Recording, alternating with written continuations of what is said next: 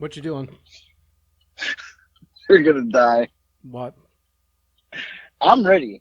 He texts me, "Can you make it 4? I have to go to the pharmacy and pick up meds because I'm really sick." What? This fucking between the two of you, He, I'm he's okay. He I'm says, ready to "Can just you make it? quit. Can you make it 4 your time? I have to go to the pharmacy and puck up my You're not, meds but you don't to sound puck ready up." either. I hear the fuck. You're in the car. I hear the signal clicking. Oh, 2 seconds here. I'm ready This is to go. between the two of you and the constant bullshit for 2 years with you. Been I am really sick the last couple of days. so ready to quit podcasting with you. I would I I can't. I don't even. I'll kill you already. Like I can't go to the pharmacy for him. I just of course, and I got shit to do, and I told somebody that my window was 3 to 5, and now we're not starting till 4. Jesus Christ. Uh like I'm And he's sick. He's sick, which is the best part. Oh So I my don't even god. know what that means. So this is gonna be a productive podcast. I cannot wait. By the way, I'm recording this. I'm leaving this in too because people need to understand my side of the shit show. That I'm not exaggerating or being hyperbolic when I talk about all your bullshit. And now And, you know, now your I boys gotta tell you bullshit. though, Now your boys bullshit. I have the hard hitting questions for him. Yeah, I did you write have them down or they my just floating in your head? oh buddy, yeah. I listen. Not only that, my word association that we'll do at the end. I'm gonna make him uncomfortable. Like that's my goal is to make him like I want him to be so uncomfortable that I don't know what he's gonna say. I mean, he may babyface the whole thing, I mean, but uh, he sounds pretty sick. I mean, he may be blowing snot and shit out his ends and be totally uncomfortable through this whole thing, anyways, without us doing anything. So, I don't know. Well, the first name in word association is the first one I'm going for. I'm going for the jugular right away. hmm, I'm going for it. that's fine. And then the last one, I'm gonna go right back to the jugular for the last one. Okay. Well, I'm gonna keep drinking, so I may be a shit show by the time this podcast ends Perfect. because I'm gonna be drinking for another 45 minutes now, waiting for him to be available. I And don't understand why he couldn't have gone to the pharmacy. Like, what the fuck does he do all day? well, that's the thing. Like again, it's like with you. Here we are with another person that's just being a total doofus. They knew there was a 3 o'clock thing. They're feeling like shit. It's not like they couldn't have gone a little earlier to make this fucking happen. Now, Well, I'd rather him. Honestly, he should have just said, "Hey, I don't feel good today. Can we do it Wednesday or something, or well, Tuesday?" Like, I'd rather him have said that. he may not want that fucking blowback when we fucking spend the whole podcast just ripping him for scheduling this thing and not making it. Yeah, the pharmacy. Like, yeah. Pharmacy. Well, And I talked to him. Like, when I talked to him, he didn't even sound sick. well, Like, did he sometimes just get sick? you're sick and don't sound sick. I don't know what to tell you. I don't know. You He know. said, "I've been really sick." Like, I mean, I think I would know if you were really sick. Yeah. Well, I don't know. I'm not. I'm not. Nor do I claim to be a doctor or have any doctor's level knowledge. So we'll leave it at his word. And I guess. so I guess I'm calling. I'll call you a few minutes before 4, and we'll try and grab him at 4 o'clock. Hold on, let's see if he texted back because This is. no. Oh, I can't. I cannot win. I cannot win. One unprofessional after another here. This whole fucking The thing. worst time, and he's going. He,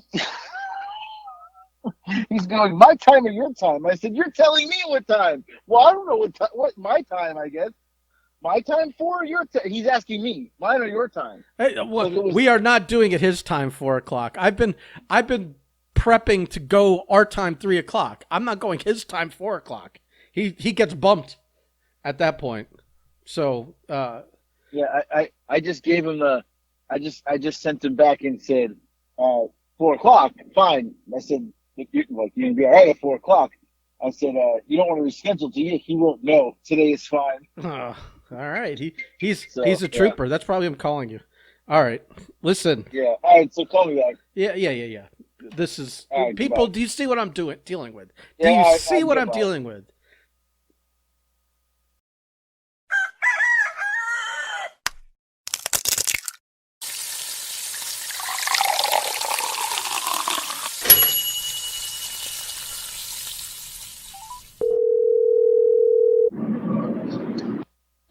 Yeah.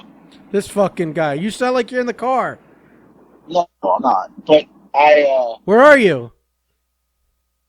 don't worry about it. You're lying. This is unreal. I got my notes. Let me tell you something. Hold on. I'm going to tell you something. I got called into work today and clearly was like, I have to be out. I have something to do. The whole You're breaking up. I can't even hear you. You're driving around like an asshole. kids, and I lied for the sake of the podcast to get out of work today. Yeah, but you're driving around. You're like half-assing it like a shit ass. And There's no podcast. And I have a whole list of questions. Did you even prepare? You Yeah. probably didn't even prepare for this. I got all kinds of windows open on my browser, my friend. Oh, I'm so ready to go for this. You have no. He doesn't even. But know you're not even home. You're not even home. I don't need to be home. Yeah, you do, because you broke up already. Like you're No, whatever. that wasn't me. Oh, No. God.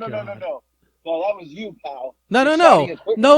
No. People are gonna hear it, and when you cut out, it's you. It's not. I'm not cutting it. It doesn't matter because once he starts talking, he's not going to stop. This is going to be the Howard Brody podcast after today.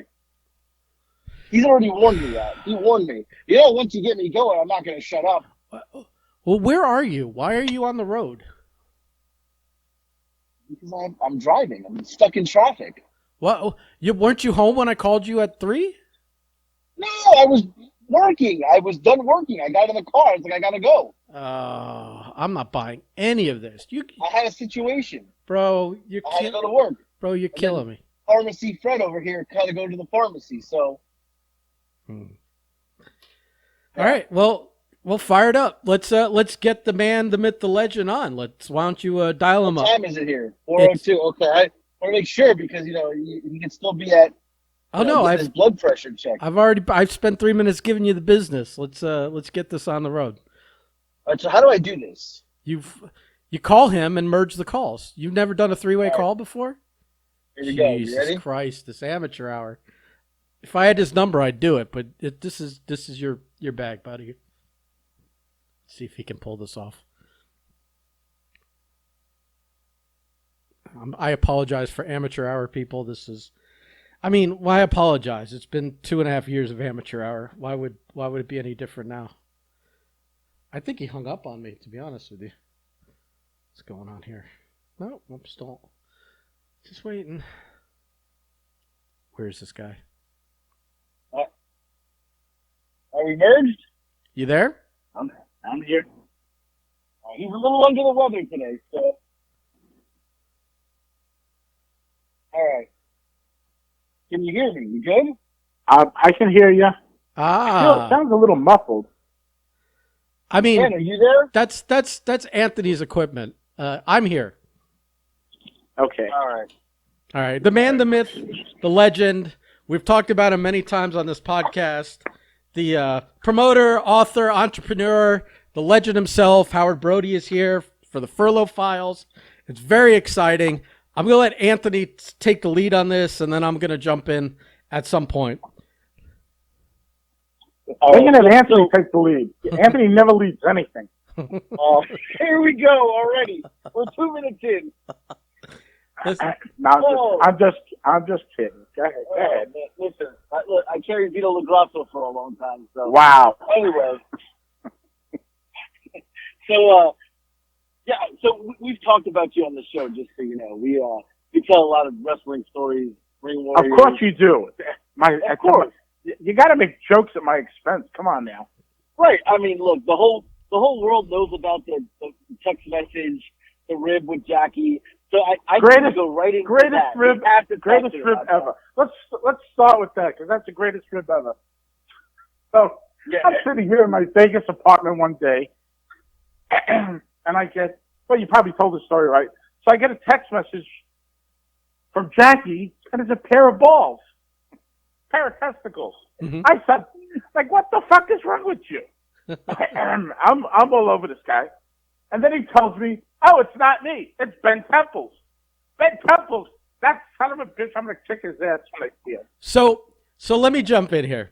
What happened was, I think you had tried to call Jackie while he was here at my house with a bunch of people. We were watching a pay-per-view. And right, it was a pay-per-view day, absolutely. And he no-sold you, and then I think you tried to call again. And I grabbed the phone and said, I'm going to text him a picture of my balls. Because I knew that aside from the rib of sending you a picture of my balls, it was going to freak Jackie out that it was coming from him on his phone. It was as much a rib on Jackie as it was a rib on you. So I grab his phone before he could do anything, and I run into my room, into my bathroom. Before I could even reach into my pants, I turn to my right, and my friend Rob's son, Ben, who's, 22 years old, but I call him, he's still a kid to me. He's like, here, just take these. And he already has, like, he's grabbed his sack and squeezed it where they're popped up above his fist like 2 scoops of Baskin Robbins, and he's squeezing them so the skin is tight, it's nice and veiny. Oh, and I had the phone, the camera, all I had done is pulled the camera up. So instead of bothering with listen, there's balls already out. There's no reason to bring 2 men's balls out in the bathroom together. So I just swing the camera over, I snap his balls. Now, mind you, his name is also Ben, so technically you got Ben's balls either way. That's funny as shit. And and then that was my end of it. And I'm laughing, and Jackie is mortified. Like Earl Mitchell's there, Blake's there. I'm doing it just to pop the room. Jessica's there, and I know Jackie is fucking mortified. Plus, I'm ribbing you too. I sent you balls. I mean, and I just remember the fallout. You got until you settled into the fact that it was a good rib, you were outraged. Oh, I was absolutely apoplectic about it. I was so mad. You were messaging other people. You were on tilt. I was absolutely out of my mind because I thought it was the most disrespectful thing. So, especially Jackie, of course, I've known him since he's a little kid. He's feigning innocent. Oh, it's not me. It's it's the whole world, everybody else. So, right, but it's kind of like Brer Rabbit, where it's like, don't throw me in the briar pit. It's like, no, don't take picture of your balls with my phone. It's like, if he really wanted to stop me, he could have crashed the party. You know what I mean? Well, of course. Well, look. So what ends up happening is I'm down in South Florida visiting for work, and I end up at Le Tub with, of course, with Billy Fives, because it wouldn't be Le Tub without Billy Fives there. That sounds like it would still be Snake Master days too. Well, we don't want to get into Snake Master right now because I'll go off on a tangent about that. That's a whole other story. So it's of course and Jeff is there, but it's Billy and I remember the social media. Blake. I remember the social media pictures. And what happened was, Jackie's egging me on about the ball pictures in the fight. So I said, if I ever see Ben, I'm gonna fucking wring his neck. I'm gonna fucking kill him. So Billy's like, no, you won't. And I go, yeah, I will. And then of course somebody's grabbing the cell phone trying to take video of me saying I'm gonna beat your ass. Oh, I saw it. We put it. So, it's in one of our. It's in one of our vlogs. It's in one of our vlogs. And then I find out, and I think it was either that night or the next day or something, that it wasn't you, that it wasn't your balls, and it was, and really, Jackie was just prolonging this thing. Yeah. It's like, son of a bitch, and then you stop and you think back and you realize how funny of a rib it was, and you kind of okay, haha, you got me, and then of course I started with all the peach jokes and all of that shit. I clearly remember though. But the thing is, I clearly the remember reason you saying you were going to punch Ben's face in. Like, I think that's well, did he say I was mad at that time. I was absolutely meant to, but the thing about it is like, once you take a step back and you disassociate yourself and you allow some time to get in between it, you realize how funny the damn thing is and what kind of a fool you sounded like by saying, I'm going to beat the guy up, I'm going to kick his ass up, Because like an idiot, Howard. Is there a real victim in this? It's a victimless crime, you know? So shut the fuck up, Howard, and just take the joke and move on. And that's kind of what you have to do. The greatest rib that was ever pulled on me was done by a guy by the name of Mark Corluzzo at the NWA 50th anniversary show. And I was hot for years because of this. So Mark, whose dad was Dennis Corluzzo, great promoter from the NWA, mm-hmm. and actually kept the thing alive to get me involved, goes ahead and gets these business cards made for the NWA 50th with a little, okay, so I don't know if you've ever seen these like black-owned beauty parlors, Sure. And they have like this little mannequin heads, and on the, so it's a little black beauty salon mannequin head with my name on it, and my real phone number on it, and it says Howard Brody or Howdy Brody, Chief Shitster or something like that. I promote one show a year and like all of this negative shit. So Mark plasters this thing all over the hotel that we're doing the NWA 50th anniversary at. He puts them in the elevators. He puts them in the men's restroom on the urinals. He's putting them on the, like everywhere that you go, you see this fucking business card that is like poking 100% fun at me, but it has my real phone number on it. I'm getting hot because it has my real phone number on it. I'm married at the time. You don't want shit like, you don't want people calling your house and doing shit like that. I was so mad. I was so angry at him. And of course I accused Dennis, and Dennis is like, I don't know nothing about it. And of course Dennis knew everything about it, because he told Mark to make the damn thing. But that was actually the greatest rib that was ever pulled on me. And it took me years to get over that. And I look back now, it's like to me, it's just like, it's great. It's fun. And it's part of the business. I'm sorry? Did anybody call? No, nobody had the balls to call me. Oh, that's yeah. You say Dennis, and I always think of you and him and Cornette in the ring at Raw. What was that? Yeah, that was 97, 98, somewhere around there. That was that was in January 98. It was actually physically we did it in December 97. But it aired January 98. Gotcha. Because that was the year we did the NWA 50th. What's funny is I like there's like a classic picture of you standing there, and I think it was you or Dennis holding the. I think Dennis was holding the belt. Dennis was holding the belt, and I was holding my jacket. And Corny's on the mic, and well, they wouldn't let us talk.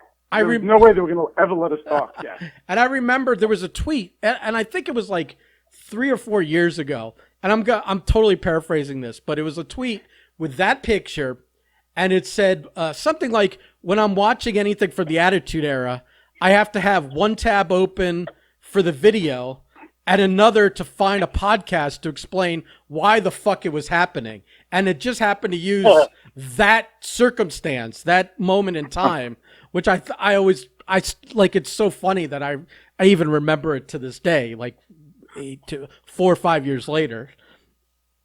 Well, it was a strange thing that happened. It's something, I was on Jeff Jarrett's podcast not too long ago, explaining how the whole thing came about, and it was like everybody thought it was like this real quick thing, and it was actually something that took place over time, where I'd been trying to get the WWE to do business with the NWA, and it just never really materialized. And when I was with Hiro Matsuda, we were doing Ring Warriors, I had met Vince I had met him before, But I actually sat down with him and had a conversation with him in New Orleans at one of the NAPI conventions.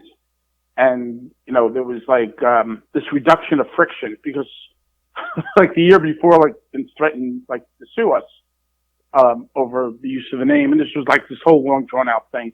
Right. But basically it was like a mutual, there was no more heat there. Let's put it that way. Right. So it kind of opened up the door to allow us to be able to do some business. And, if Vince didn't put us on TV, the NWA would have been dead because we had already agreed to put a bullet in it to make it go away. So did that, was that right. effective in prolonging things? Oh yeah. Once we got on TV, all these local promoters all over the country started contacting us. They wanted to become part of the NWA. That's what actually was the rebirth. If we don't go on television, NWA is done. There would be no NWA today. I feel like it's way more effective back then when they had way more like viewers than you do today. When a guy wrestles once or twice on WWE TV today and then promotes himself to all the indies for the next 6 to 18 months as seen on WWE. At least you guys actually got a benefit out of being on WWE because they actually had a rating number back then.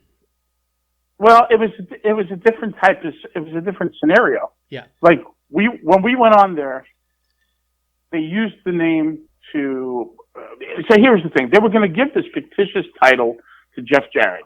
Instead, they decided to use the NWA North American title. Now, at the time, the NWA North American title was actually on Tom Carter, Reckless Youth. So we had to take it off.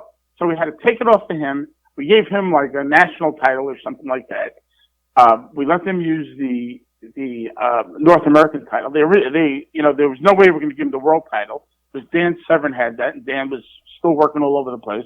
He was a UFC champion still at the time. So we weren't going to pull the strap off to him. Right. And we also knew that Dan was negotiating to go work for WWE. So at the time, it's like, look, Dan, if you do that, make sure you bring the WWE title with you. We'll make an arrangement with them where they can use the title, use the NWA name, right? Mm-hmm. So that's basically what happened. And it was still WWF at the time, it wasn't WWE yet. Right. So that's kind of what happened. So we made a deal with World Wrestling Federation. We gave Jeff the North American title, and he defended on TV for a couple of months. And the thing ran its course. A lot of people thought it was a piece of crap angle, and probably for TV it wasn't the greatest thing, but for the National Wrestling Alliance, from our perspective at the time, it kind of saved the organization. Like I said, it got us notoriety. People started watching. Other promoters, thought that there was going to be a benefit, so they got on board and became members of the organization, and it kind of kept the thing alive. Right. So, and really, the last involvement was probably right after the NWA 50th. We had a lot of talent at the NWA 50th, a lot of WWF talent. We had the whole dojo there. Dory Funk Jr. Had the WWF dojo, they called it. And so everybody who was at the dojo was actually on our anniversary show. You had Kurt Angle and Christian and Test and Edge and Andrew Martin and or I think that was Test. Right. Let's see. You had Tiger Ali Singh and Babu, our friend. Babu. Steve Carino. I think Devin Storm was on that as well. So a lot of talent. Steve Williams, Dr. Steve Williams. Right. But of course the big thing was Kurt Angle. Oh, I remember the Giant, Giant Silva. He was also on the card. So a lot of talent. So plus we had our NWA contingent, and we had we did this special thing with Cauliflower Alley. So we had people like Freddie Blassie there and Harley Race and Danny Hodge. I mean, we had some amazing people from NWA history at the event, and the WWF helped us with a lot of that. So it was really kind of a cool event. And there've been anniversary shows since then. But I don't think any one of them came up to what the 50th was. That was like a real special thing. Right. Now, what happened the night when you're at WWF in the ring? You were telling me this the other day. What happened with Stone Cold was coming out, right? Is that right? Yeah. Well, okay. So we knew we were gonna do the thing with Jeff, and Jeff's gonna win the title. And they made the decision that afterwards that Steve Austin, they were doing this thing where Steve Austin was attacking everybody who was going to be in the Royal Rumble coming up. So the thing was, like, he was going to be enemies with everybody. So even though Jeff would win the title, Steve Austin would come out and basically give him the stunner, right? While he's doing his strut. So basically we were told, like, listen, as soon as Austin comes out, get the hell out of the ring. Because if you're in the ring, he's got to grab you, and you got to take the stunner from him. So it's like, well, there's no way that this fucking guy is getting the stunner. So we're in the ring, and we're raising his hand. And all of a sudden, I see Dennis running one way, and I see Cornette running the other way, and I'm realizing Austin's sitting in the ring. All I did is I looked straight ahead, went past Jeff, and literally did a lucha plancha drive right through the top and middle rope onto the floor, landed on my feet, and ran up the rampway. Would you say that's one of the most athletic things you ever did? Probably. I hurt my leg. My leg has never been the same since that day. But it's true. I literally jumped out of that ring. I was scared to death because there was no way I was taking a bump from the guy. No. Not happening. So I went back and watched it. You literally did like a suicide dive through the rope. That's how fast you went. I'm sorry? True story. You did a suicide dive through the rope, it looked like. You went, yeah, pretty much. Full force through the ropes, like right between the top and bottom middle rope. Yeah, I did, to get the hell out of there. And what I did is, on my way down, like after I went through the two ropes, I grabbed onto it to make sure that I had some balance. So when I hit the ground, I would land on my feet. And I ended up, afterwards, though, I had to come back down to the ring to help Jeff Jarrett up and back out. So, but it was an interesting night. Let's put it that way. That was a very interesting night because of how it started. Well, first off, I didn't have my jacket. I ended up having to wear Kerrigan's jacket to the ring. That was like an old jacked up night. You talked about Ring Warriors, and obviously Ring Warriors. I was a part of it towards the end, but tell us the history of Ring Warriors. When did it start? How did it start? Oh, Jesus. Well, okay. So, without boring people to death, even though they don't have Reader's Digest, I don't think anymore. I'll try to give the Reader's Digest version, which is the Cliff short Notes. version. The Cliff Notes. The Cliff Notes version. Here we go. So in the early 90s, I started doing a wrestling project with Hiro Matsuda, where we basically took New Japan Pro Wrestling videotapes from TV Asahi, who was our partner. And New Japan was kind of a partner, but they really weren't. It was the TV network that owned all their footage. That was our partners.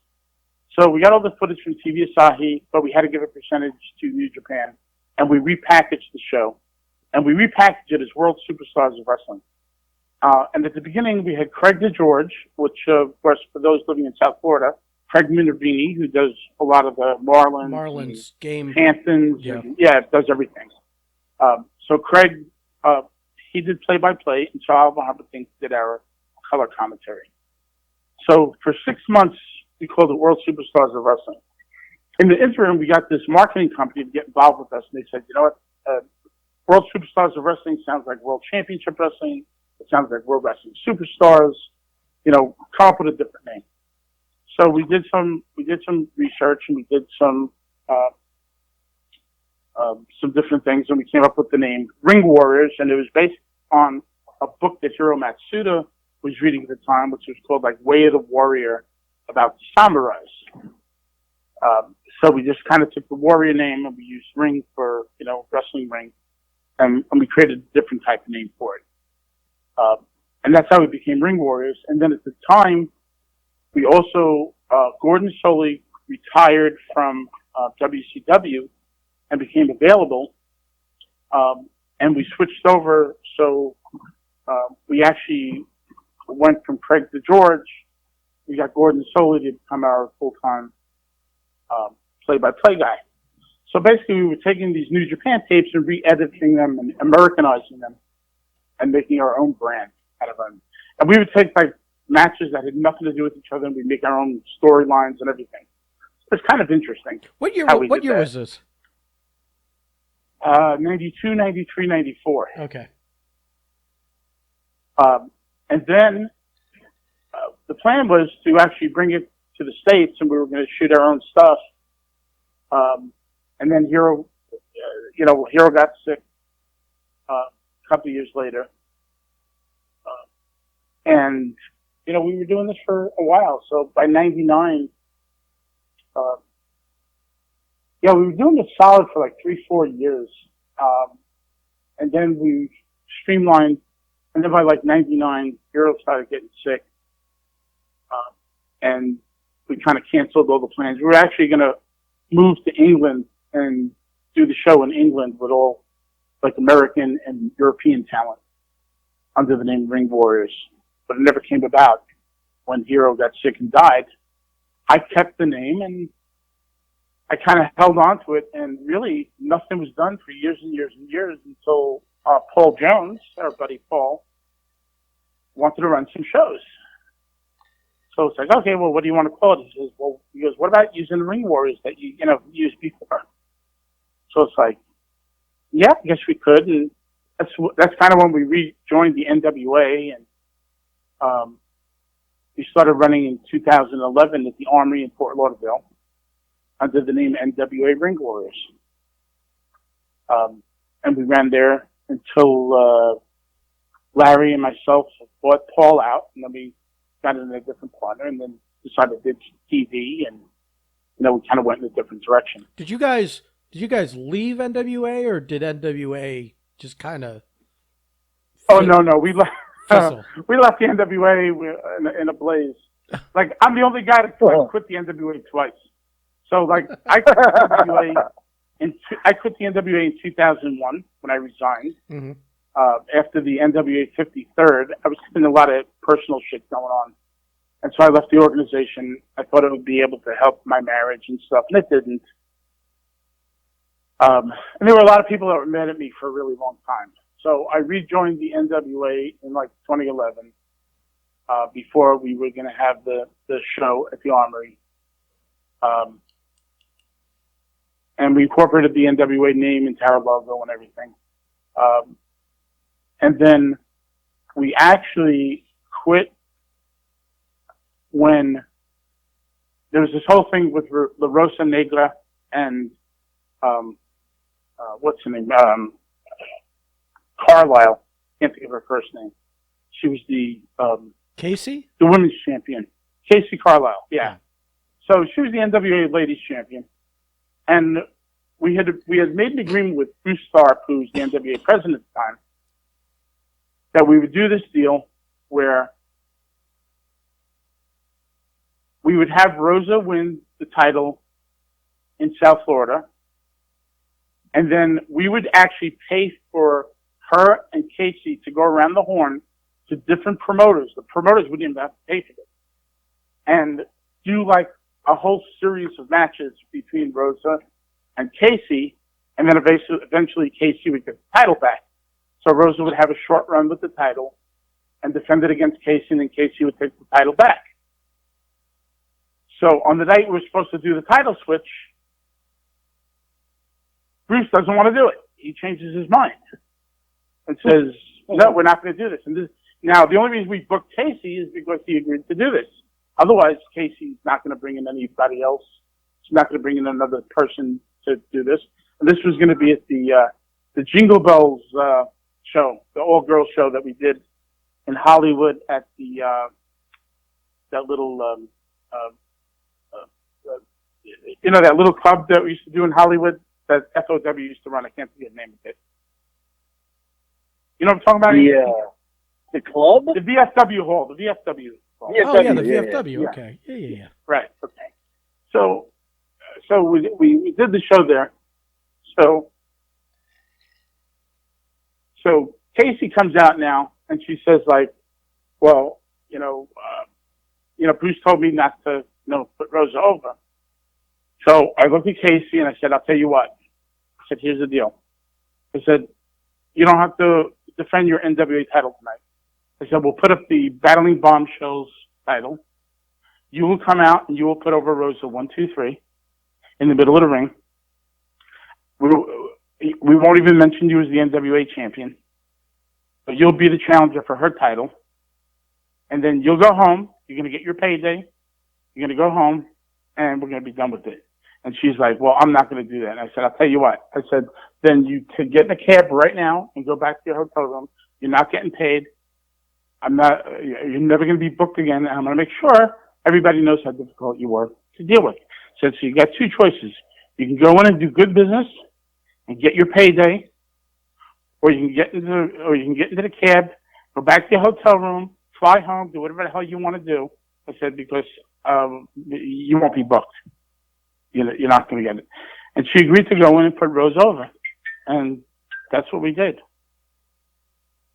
Well, they'd already pulled the rug out from under you in terms of the NWA title. At least the least she could do, with no real stakes is put Rosa over. I mean, come on. Well, yeah. So what ended up happening basically is she did her business. She went home, and then I grabbed the microphone and I effectively withdrew our company at the end of the show from the NWA. And basically I cut a promo in the ring saying that I wasn't going to be dictated to by an attorney or anybody else telling me how to run my business. Right. Because that's what it came down to. It was Bruce Tharp who had agreed. Bruce had agreed to the title change. He agreed to the terms of what we had proposed, and I went by his word, and he went back on his word. Once he went back on his word, fuck the guy. Right. His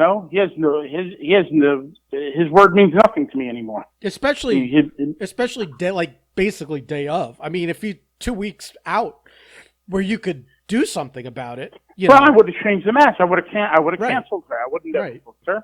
Like I said, Casey Carlisle wasn't going to sell one more ticket. I mean, the reality is the NWA name really did not hold without television, without being on TV for so long. It was more or less a thing.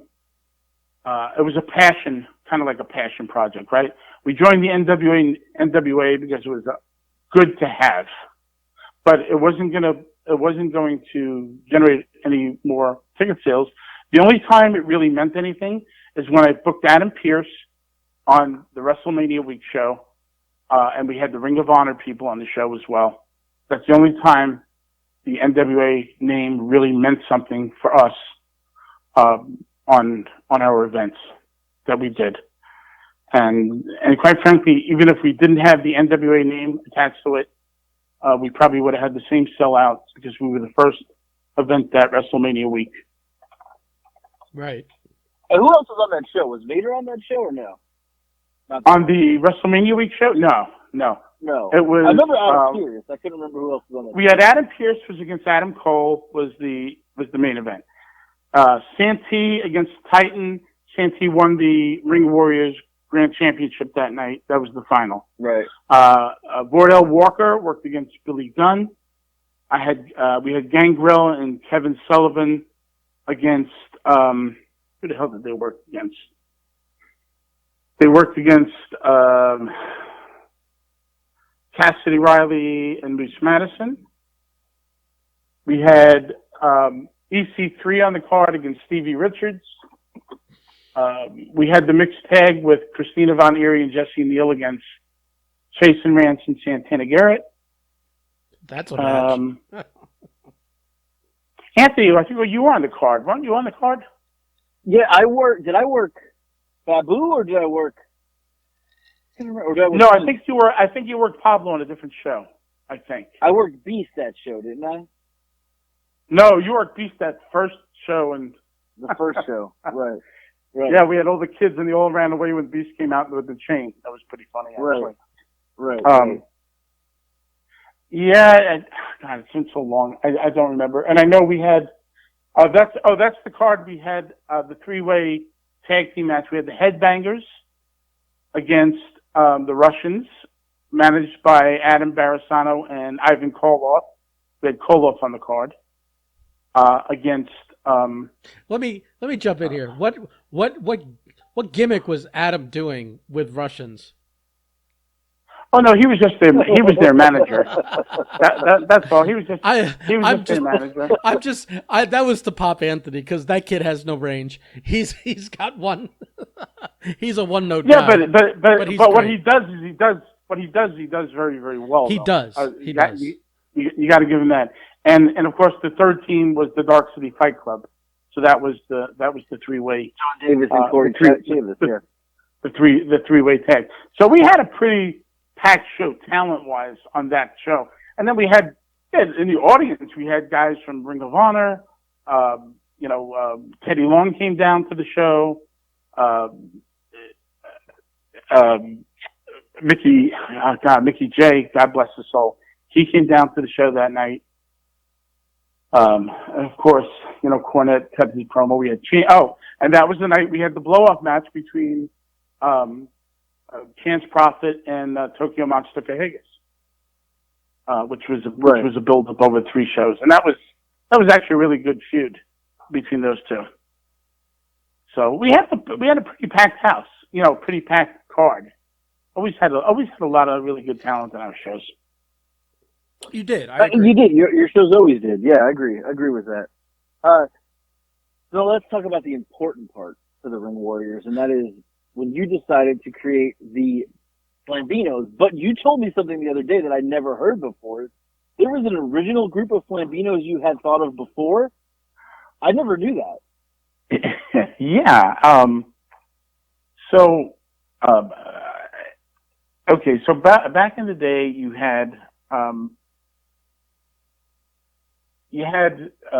the 2 guys that worked for WWE. Okay. It was Romeo Roselli and what was his tag team partner's name with WWF? The Heartthrobs. Yeah, the Heartthrobs. But what was the tag team partner's name? It was Romeo Roselli and Antonio Thomas. It was Antonio Thomas, right? Yeah. Okay, so they had just left the WWE. So I was actually putting together television. I was writing a script for this guy in England who wanted to shoot TV, and I was putting some stuff together. And I came up with the idea of the concept of the Slambinos. And the Slambinos were going to be Romeo Roselli and Antonio Thomas and Frankie Chiazzo. But he wasn't going to be Frankie Chiazzo. It was just going to be Frankie the Thumb. And that was the whole, it was going to be a 3 gimmick. And actually, their mission... Stereotype Italian group. Absolutely, 100%, right? So, ideally, though, this was going to be a little different because their goal was going to be to clean up wrestling. And they were going to be taking their orders from The Godfather. And The Godfather, people would never see except for one time at the very end. And that was going to be Bruno Sammartino, who was basically fed up with the way wrestling was being portrayed. And Bruno was the godfather of wrestling, of course, being the Italian, right? The ultimate guys out there. The ultimate Italian wrestler. Not as a heel, but kind of as a straight up baby face trying to save wrestling, right? That was the whole concept behind it. So the Slambinos were originally supposed to be like a baby face. So the way I came up with the name was the Gambino family, but something to do with wrestling.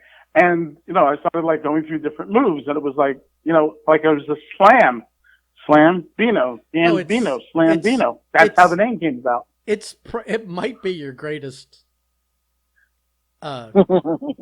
creation, idea creation, it's very Vince McMahon would be jealous of this. The way it's like you said, it's Gambino, it's wrestling. You put the slam in there, it's very inspired. It was a natural fit. Like once you heard it, it was like, how come nobody else came up with it? Exactly. Like something's wrong. Like it should have been around already. Yeah, exactly. So when we started doing Ring Warriors, I knew immediately the first two guys I wanted to put together was Frankie and Vito, because I always felt Vito had that presence about him. I didn't like the idea of the dress, although the dress could work in a certain aspect of what we wanted to do. But I always liked the idea behind Vito as the legitimate, guy from New York, which he was, from Staten Island. He was like the legit kind of tough guy. And Frankie was kind of, I won't say a Vito knockoff, because he wasn't. He always did his own thing. But a lot of people looked at them as being kind of like the same character. So it's like, you know what? These guys really belong together. They really do. And he definitely fits more of the Stooge level guy. Right. Say that again. I'm sorry about this. What was that about the Stooge level? I think he definitely fits more of the Stooge level type of Italian mafia guy. If absolutely, if Vito's like the boss, this guy's the yes sir kind of guy. Exactly. If you would think about it, like one guy being like the capo and the other guy being like the foot soldier, the right? trigger man, the foot soldier. Yeah, exactly. And I thought that would work well. Now, how Anthony came about it being in it, Anthony wasn't AJ Genazzo yet, and he was still wrestling as Tommy Vandal. And I started having a conversation with Anthony about his Italian background, and he told me about his grandfather, who was a boxer. I was like, well, what did he box? He goes, he boxed under his real name, it's Genazzo. So it's like, well, you know what? Anthony, why don't you be AJ, which is, Anthony Giannetti, and let's use your grandfather's last name, Genazzo, and you will be AJ Genazzo. And he loved it. And at the time, Anthony, you can kind of, kind of step up and fill in the gap here. You were kind of done with like the whole wrestling thing. Like this kind of gave new life to you. Please, he's been done 18 times. Right. Please. I was done. I did not want to wrestle anymore. I was done. I was out of shape. But when you called and told me that, I thought the idea was so great that I started training again. I started getting back in shape, and I love the idea of it. So it was something different and cool, and I love the name and the whole idea you had around it. I was like, oh, it's pretty cool. So it like kind of rejuvenated me for a couple of years. I know the one thing you absolutely hated about it is the nickname that I gave you. Yes, which was Bootsy. And the idea was the guy gave such a great flying drop kick that he would knock you out with his boots. you know how Italian hitmen will have nickname. Yeah. Frankie the Thumb and whatever the hell it was. And I actually gave one to Vito too, and I don't remember what Vito's was, but it was Frankie the Thumb, AJ Bootsy Genazzo, and I don't remember what Vito's was, but it was something else also. But everybody kind of got into the character, and there was a lot of it's an iteration. I think that was the best iteration of it. Now, when we did this taping out in Vegas, there we go. Okay, now we couldn't use Vito because Vito was going through the whole lawsuit with WWE. So even though he wanted to be involved, and Vito's a friend of mine, I just couldn't do it. I couldn't risk it. God forbid he would get hurt. It would open me up all sorts of lawsuits. So I could not do that. So instead we got Disco, Glenn Gilbernetti, your buddy, Ben. Yeah. Ben's buddy. But he was great. In the role that he was as the manager, he was absolutely fantastic. And he kind of brought a different type of level to the Slampinos team, and he allowed both Frankie and Anthony to really shine in the promos. And that was actually the best part of their of their chemistry. I feel like, and this is from my outside perspective and watching, but also talking to AJ, was that I feel like Anthony always tried to make it more comedic, and Vito resisted it. And once Vito was out and Disco was in, it became just straight Italian comedy. Well, what happened actually, though? Yeah, but here's what happened. During the first taping, Vito kind of controlled that. And when Anthony told me he was not comfortable with that, I went back to Vito and go, listen, you can't all be Vito. I said, everybody's got to be their own person. You've got to let them be themselves. And so when we did the second taping in South Florida, we basically cut Anthony loose. It's like, you be you. This was that's when he shined. At the old Crazy Horse, right? Where that club was? Yeah. Club Cinema, correct. Yeah, right. Club Cinema. That was a cool place. And Anthony shone, he really shined because he broke out. He cut promos. I remember we did this locker room scene with the four of them, talking about New Jack and his guys, and how there was going to be like this, friction between the two factions. And Anthony just like kind of rose above everybody in an on-camera promo type. And he really came into his own, and his character really came out. And it was great. And it was great to see. In other words, it weren't going to be, three clones of Vito LaGrasso. Right. Which is where it was heading, and we didn't want that. So, Frankie developed his thing, and Anthony developed his, and Vito kept his. And that was the best, that was kind of the best reaction that we had. Right. And I'll say, I liked working with Vito, obviously it was okay. But when we went to Vegas and we did it with Glenn, and Glenn was kind of like, he was like, yeah, whatever you guys want to do. He was way easier to work with. That was so comfortable. And the promos that we did back in the back, the pre-tapes and stuff, those were fantastic. And we really didn't even discuss them. It was just me, Frankie, and Disco and Glenn just kind of playing off each other in the moment. And, we nailed them. And they were so funny. And we didn't even really, prep for it. We just went there and did it. But Glenn was so easy, to work with. You used to say how Vito micromanaged you to the point of how you taped your wrists, et cetera, et cetera. That was an ongoing joke.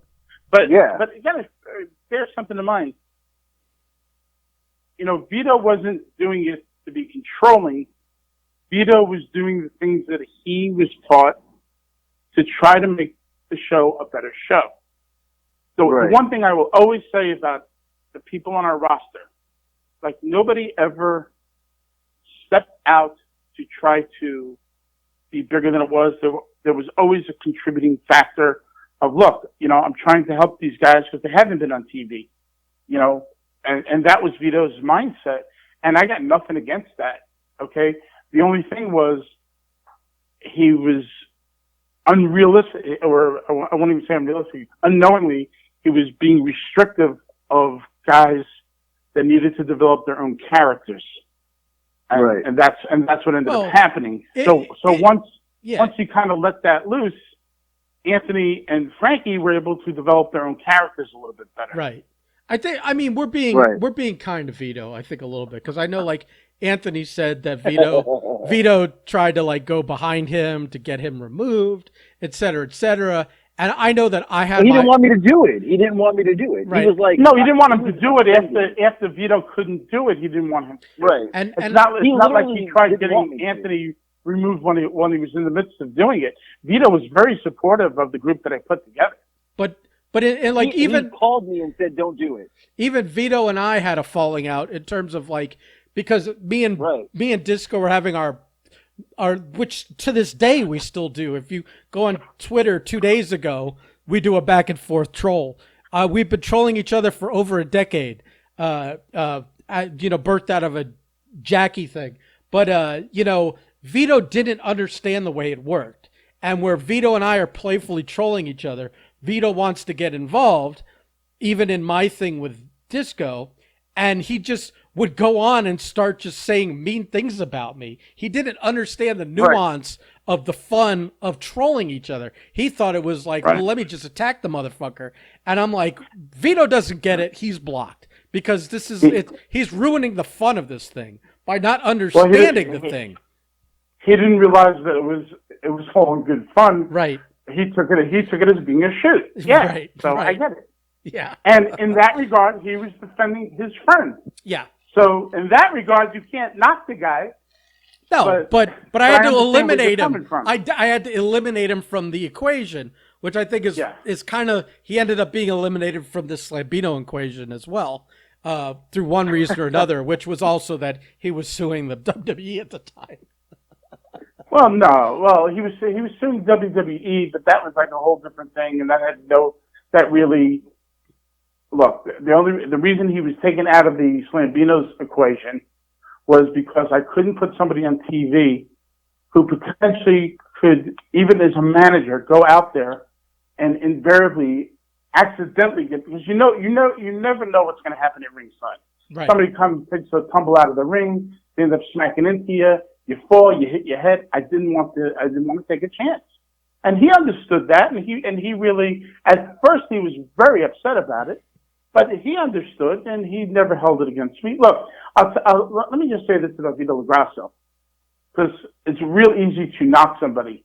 Vito LaGrasso is one of the few people that when there was nothing at stake for him, when he had zero to gain, when there was nothing to be gained, Vito LaGrasso would be in touch with me on a regular basis as a friend. Right. Okay? He would call, he would text, we would talk. No promise of any TV shows, nothing on the horizon, nothing. Even after 2018, when nothing was going to come about, he never asked for a job, never asked for anything, always kept in touch with me as a friend. And there are very, very few people that do that. And to me, Vito LaGrasso, he may be this and he may be that, but he's a stand-up guy, and I stand behind him. You blocked me on every social media because I did the Ring Warriors. Like, you did the Ring Warriors because everything. Well, then you should call the guy and have a conversation with him. What can I tell you? Because I speak to him and his wife all the time. Listen, his wife's a sweetheart. She got health issues. There's all sorts of stuff going on. Let's be honest. But listen. Maybe it's a blessing for AJ. A little less grief in his life. Well, let's not. He doesn't necessarily have to seek him out to reintroduce like drama. That was my number. Drama, right? Yeah. Listen, like I said, when I was toying with the idea of having my retirement show, there would have been a reunion between Vito and Frankie and Anthony. Wait. Is this not happening again? No, I'm not going to do it. Because I heard rumor. I was excited to attend the roast. I love a good roast. And I know you were planning a roast, and I was definitely going to do a roast. Listen, will it absolutely not happen? Never say never when it comes to me and anything to do with wrestling. Okay, but my feeling is why spend the money right to have a show that's not going to make the money back. I'd rather just go ahead and put the money in toward a really nice vacation for myself. You've finally come to your senses after all these years of promoting fucking wrestling. It's not that. Listen, I know. I'm just kidding. There's guys, Ben, that that I would book that wouldn't be appreciative, that wouldn't give a shit. They would be there just for the payday. Yep. And quite frankly, it's like, you know what? I don't need to be paying you money. Right. Look, I already went through a thing where I put a lot of money behind one guy, and he was ungrateful, and I ended up not using him.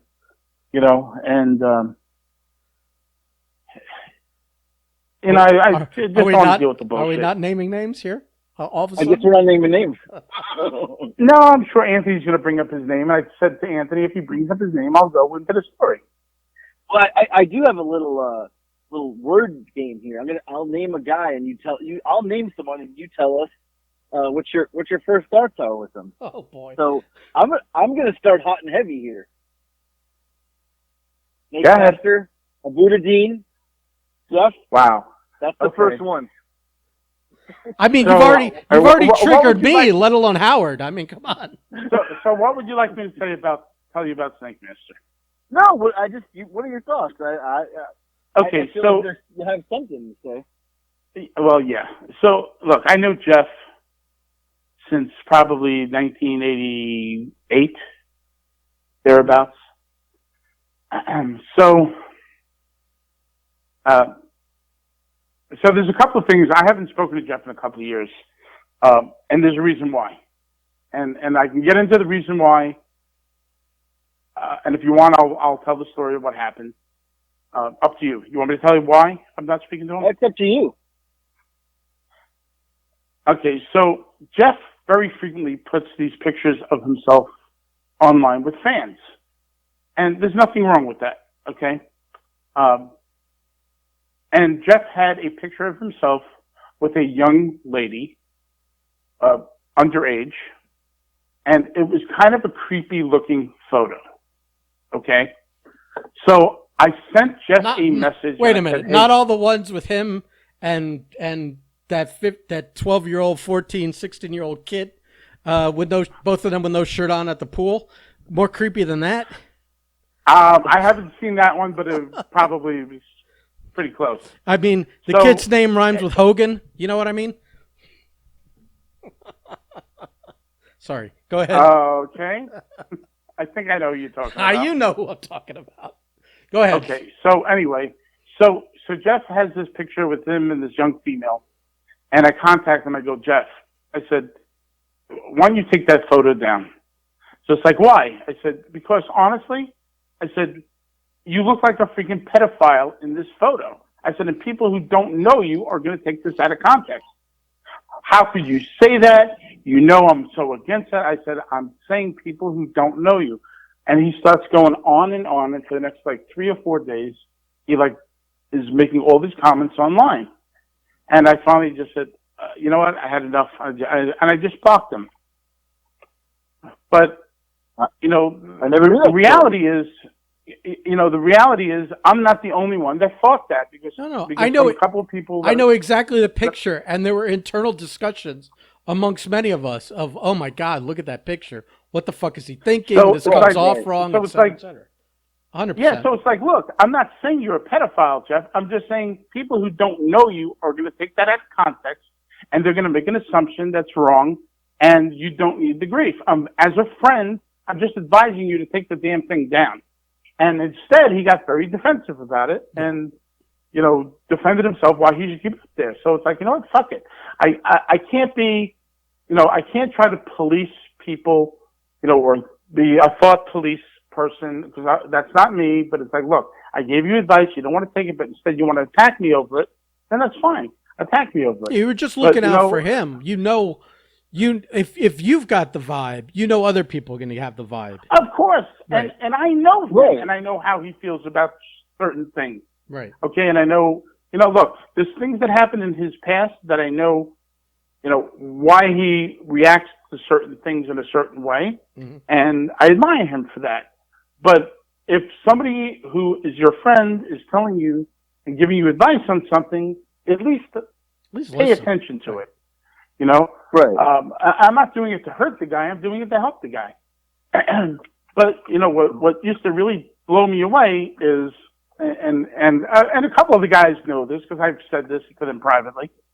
It's like, Jim Barcelone is a very good guy, okay, and he does press from the Miami Herald, and he's a great guy, big friend of the wrestling business, very friendly towards any of the promotions that I've done. We love Jim. Jim. Very supportive. We love Jim. Okay. Yeah. Now the problem is Jim has been bamboozled by Jeff and others who have created this.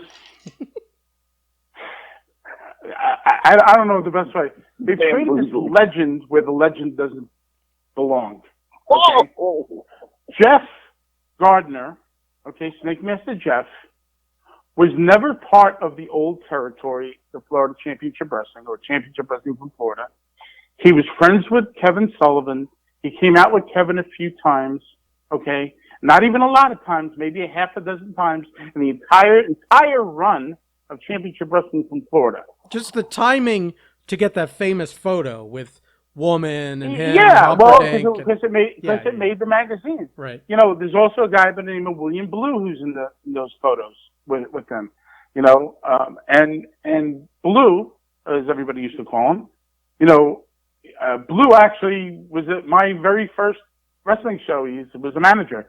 We called him Famous Amos. He gave out chocolate chip cookies. We had him dressed up. You know, we did some fun things. You know, but it's like Jeff's Snake Master character came out with, you know, Kevin a couple of times, and that was kind of like Kevin saying thank you. Why? Because Jeff had the local, whatever the hell it was, reptiles. He had all these snakes. So when Kevin would come to town, he'd bring one or two of his snakes to the show. Right. Kevin would use them at ringside when he was doing that whole gimmick. You know, and sometimes he would have Jeff, you know, dress up and come out with him to handle a snake so he wouldn't have to worry about it. You know, he had to worry about his opponent doing a crash start or whatever, you know, or an Nancy was with him or whatever the hell it was. And that's how he got, you know, his claim to fame, you know, but, you know, Jeff's real claim to fame was he was friends with all the boys because, of the entertainment factor that Jeff would provide to them. Let's put it that way.